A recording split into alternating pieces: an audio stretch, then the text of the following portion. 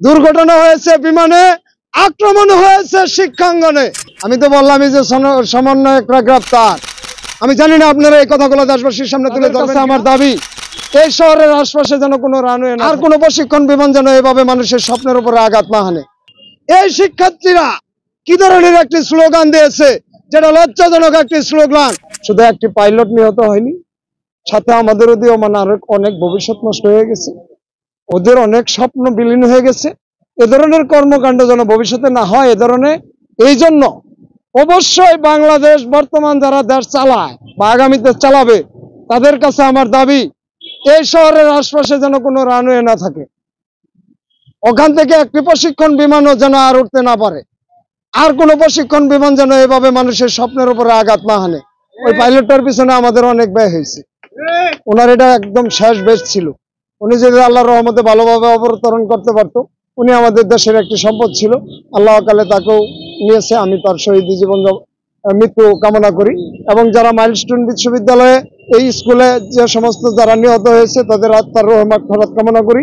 আর যারা হাসপাতালে রয়েছে, তাদের জন্য সৃষ্টিকর্তার কাছে এই রিক্সা চালকদের নিয়ে আমি কিন্তু পরের দিনে শোক সভা করেছি। এখানে আমি এই রিক্সা চালকদের নিয়ে দোয়া করছি এবং সৃষ্টিকর্তার কাছে বলছি যে আল্লাহ যেন তাদেরকে তাড়াতাড়ি সুস্থতা দান করে, এবং যারা আছেন আরো অল্প আহত আছেন তারা যেন ভালোভাবে আছেন, তারা যেন দীর্ঘদিন বেঁচে থাকতে পারে, এটা বলি। কিন্তু এই বিমান দুর্ঘটনা নিয়ে কিন্তু আরো একটি ঘটনা হয়েছে। এই ঘটনাটা হলো একটা আলোচিত ঘটনা। দুর্ঘটনা হয়েছে বিমানে, আক্রমণ হয়েছে শিক্ষাঙ্গনে।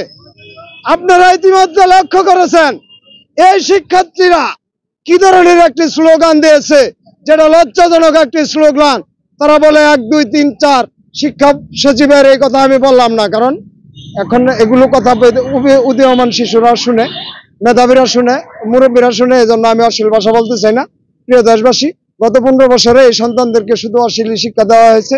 এখানে কোনো মেধা বিকাশ নাই বলেই বিমানের দুর্ঘটনা হয়েছে। শিক্ষামন্ত্রীর পদত্যাগ চাচ্ছে। এই যে শিক্ষামন্ত্রী, উনি কি করবেন? উনি কি কইছে যে পাইলট তোমার আমি শিখাই? ওরা তো কাগজে কলমে গালি শিখাইছে। এই কারণে ওই মিছিল করতে যায় ওই কোমলমতি শিশুরা এই কথা বলতে সাহস পেয়েছে যে 1 2 3 4 শিক্ষা সচিবের এই যে অশ্লীল বক্তব্যটা, এটা কি আমরা রিক্সা চালকরা শিখাইছি? আপনারা এই কথাটাকে প্রশ্ন করবেন। এই যে রিক্সা চালক, এদের অবস্থা দেখছেন, এরা কি করে শিক্ষা দেয়? এদের জীবনটা গেল শিক্ষা নিতে নিতে। তাই 2024-এর বিপ্লবে এরা একটি শিক্ষা নিয়েছে। সেই শিক্ষাটার নাম কি? মৌলিক অধিকার আদায় করা। এই যে বাক শক্তি, এটা কিন্তু আমাদেরকে কেউ মুক্ত করে দেয় নাই, এটা রিক্সা চালকেরা নিজেরা অর্জন করে নিয়েছে। আর আমাদের ফাঁকি দিয়েও যাইতে পারবে না কখনো। ওই 2025 সালের এই 25 তারিখে, এই 25 তারিখে, 24 সালের 25 তারিখে আমি তো বললাম এই যে সমন্বয়করা গ্রেপ্তার। সারা শহর রণক্ষেত্র, রাস্তার ভিতরে শুধু অগ্নি আর ধোঁয়া, ইট আর পাটকেল আর এই যে লোহা, এই যে রেলিং ভাঙ্গা পোলা মানে মিলা মারছে রাস্তার মধ্যে। এটার উপরে দিয়ে চাক্কা গেলে লিক হয়ে গেছে গা। আমরা কি পেরেশানি করে গাড়ি চালাইছি এটা আমরা জানি। একটা লিক সারতে 80 টাকা নিছে মিস্ত্রিরা, 100 টাকাও নিছে, কিন্তু যাত্রীর কাছে আমরা ওইভাবে ভাড়া লইতে পারি নাই। আজকে কি ওই কথা কেউ শুনবে? তারা না শুনলেও আমরা শোনার ব্যবস্থা করে দিচ্ছি, যেহেতু আপনারা আমাদের কথা দেশবাসীর সামনে তুলে ধরেন। প্রিয় দেশবাসী,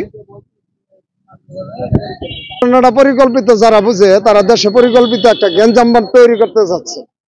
এবং 2 জন সচিব ও আমাদের উপদেষ্টা পরিদর্শন গেছিল, তাদেরকে আটকানো, 9 ঘন্টা অবরুদ্ধ করে রাখা, এগুলো কিন্তু ঠিক আছে। কারণ গত 15 বছরে পোলাপান্ডে এই শিক্ষাগুলো আড়াই দিচ্ছে।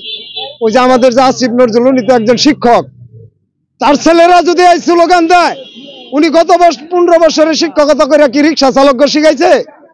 হ্যাঁ, এরকম কথা বলতে আমি লজ্জা পাই। আমি জানি না আপনারা এই কথাগুলো দেশবাসীর সামনে তুলে ধরবেন কিনা। এদের হাতে যদি আগামী সংস্কার দায়িত্ব থাকে, অচিরেই যদি এদেরকে পরিবর্তন না করে, এদেশের যে 24-এর বিপ্লবটাও হয়েছে, এটা কি কোনো রাজনৈতিক বিপ্লব ছিল? এটা ছিল